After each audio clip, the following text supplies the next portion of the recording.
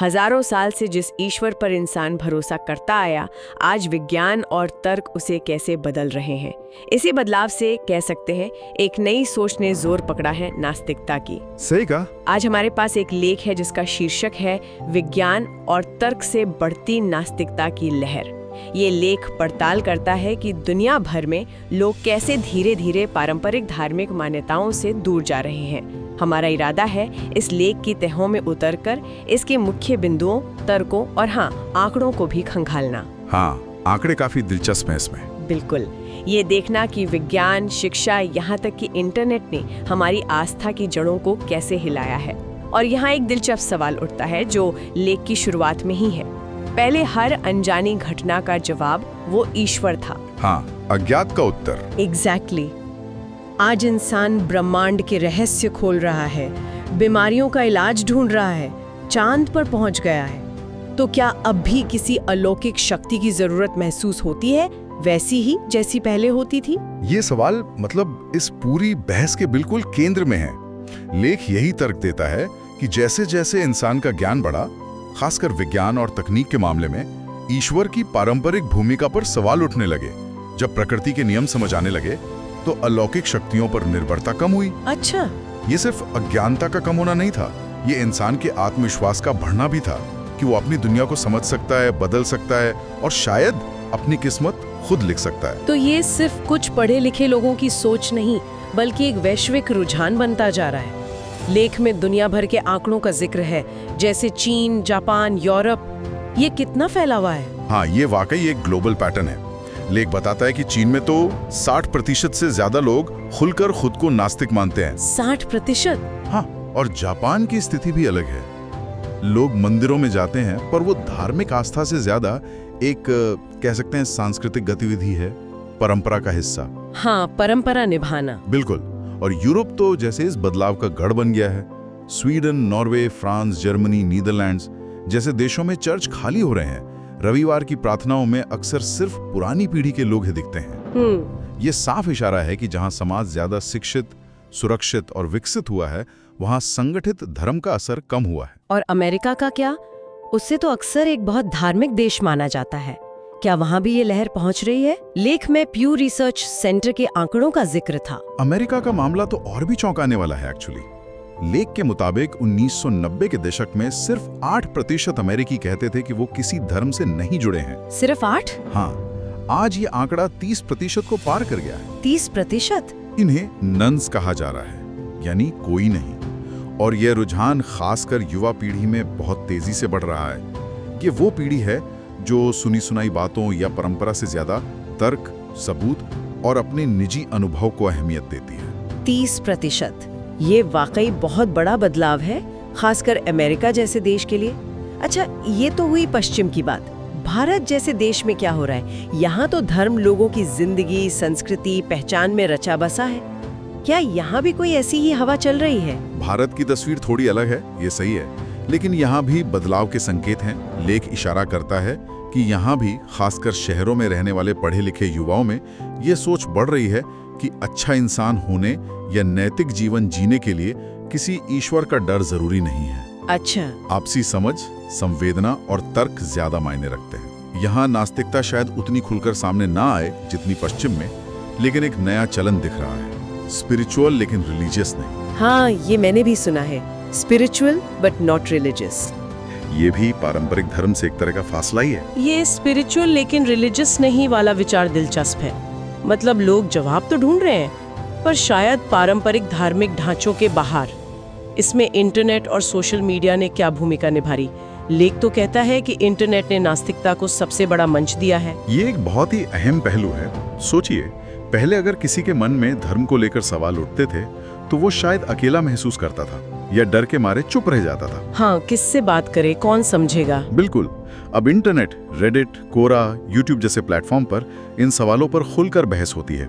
लोग विज्ञान के तर्क सामने रखते हैं। पृथ्वी सूर्य के चारों ओर घूमती है, जीवन का विकास क्रमाविकास से हुआ, बीमारियां कीटाणुओं से होती हैं, और पूछते हैं कि अगर इन सबके तार्किक जवाब मौजूद हैं तो फिर अदृश्य शक्तियों पर क्यों टिके रहें?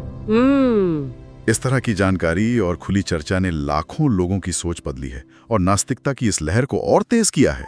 तो ये महज ईश्वर को नकारना भर नहीं है, बल्कि एक तरह से सोचने की आजादी की तलाश है।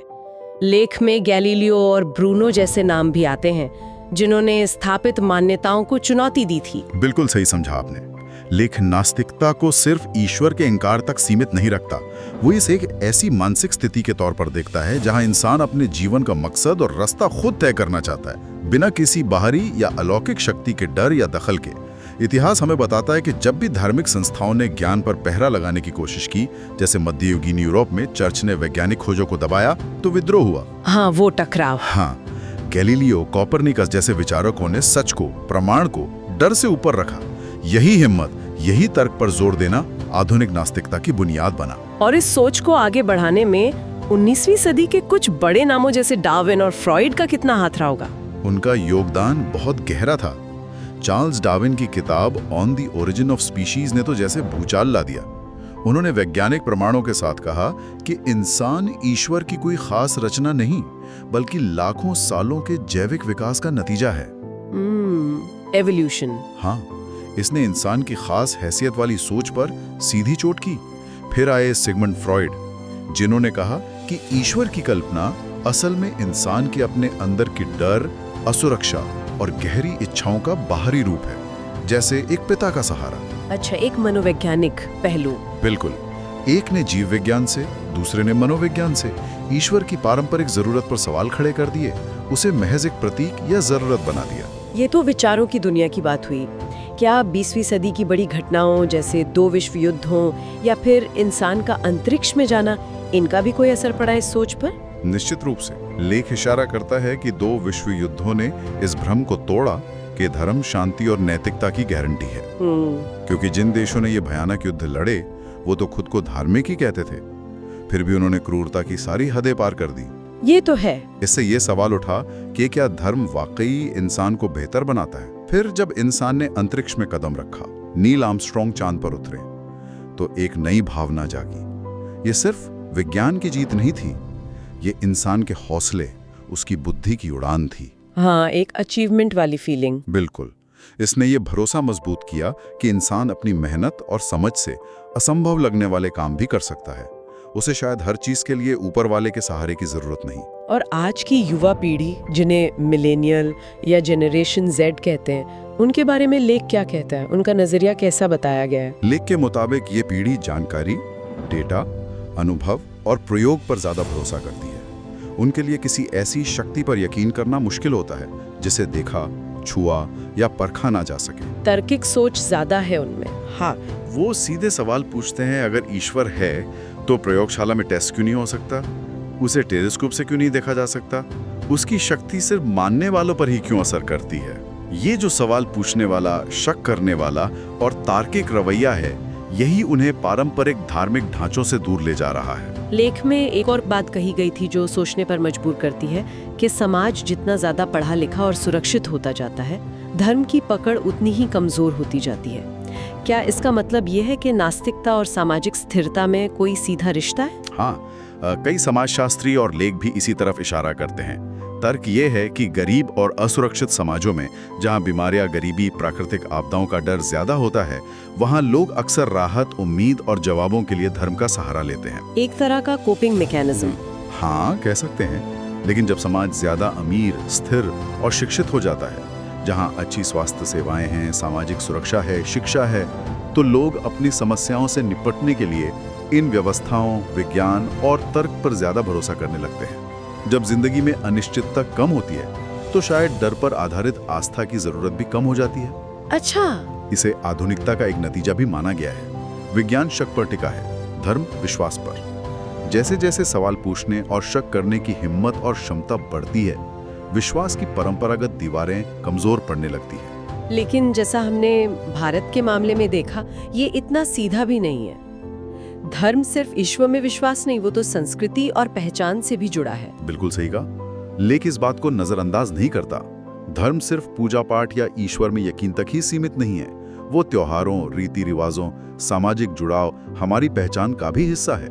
हाँ, जड़ों से जुड़ाव।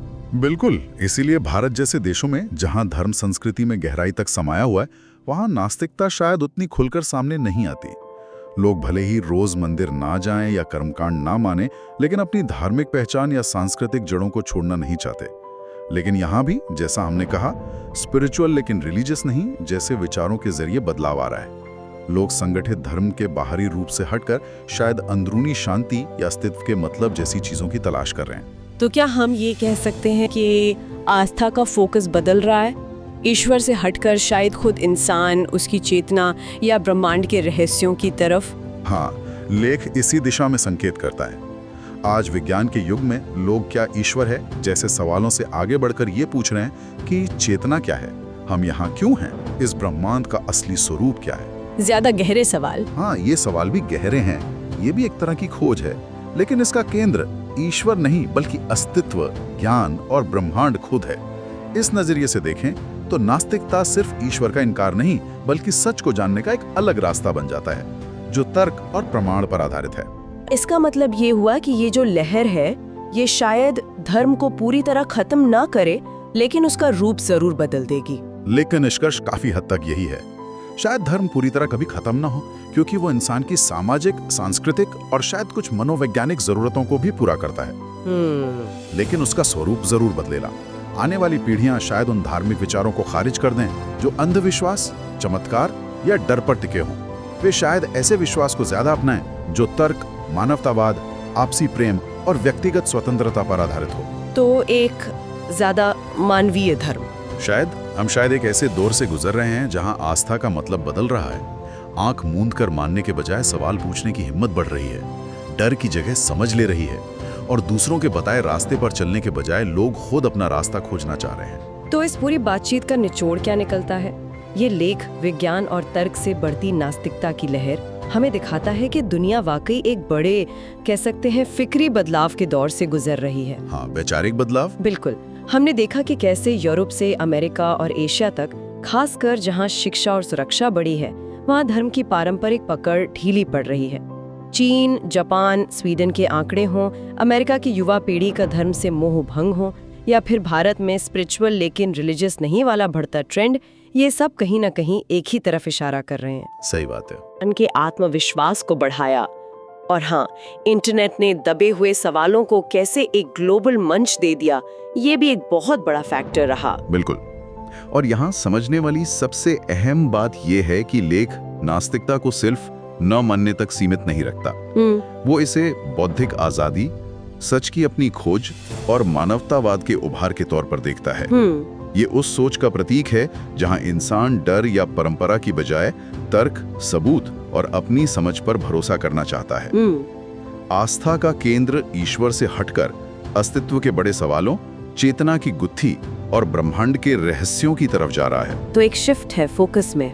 हाँ, लेख ये भी साफ करता है कि ये सिर्फ पश्चिम की कहानी नहीं है। ये एक धीमी मगर लगातार चलने वाली प्रक्रिया है जो पूरी इंसानियत को छू रही है। जहाँ जहाँ समाज ज्यादा पढ़ा लिखा और सुरक्षित हो रहा है, वहाँ धर्म अपनी पुरानी भूमिका से हटकर संस्कृति का हिस्सा या फिर निजी आध्यात्म का रूप ले रहा है। थोड़ा रुककर, लेख आखिर में एक बहुत ही दिलचस्प सवाल हमारे लिए छोड़ जाता है। वो एक ऐसे भविष्य की कल्पना करता है जहाँ विज्ञान और तकनीक की मदद से इंसान शायद इतना काबिल हो जाए कि वो जीवन और मृत्यु के रहस्य सुलझा ले, शायद दूसरे ग्रहों पर जीवन बसा ले। हाँ, एक फ्यूचरिस्टिक विजन। बिल्कुल। लेखक पूछता है, क्या तब इंसान खुद ही अपने सवालों का ईश्वर बन जाएगा? ये सोचने वाली बात है। अगर विश्वास की जगह पूरी तरह ज्ञान ने ले ली और प्रार्थना की जगह खोज ने, तो वो समाज कैसा दिखेगा? उस समाज की नैतिकता क्या होगी, उसके लक्ष्य क्या होंगे, उसकी दिशा क्या होगी? ये सवाल है जिसके साथ ये लेख हमें छोड़ देता है, शायद खुद अपने जवाब तलाशने के लिए।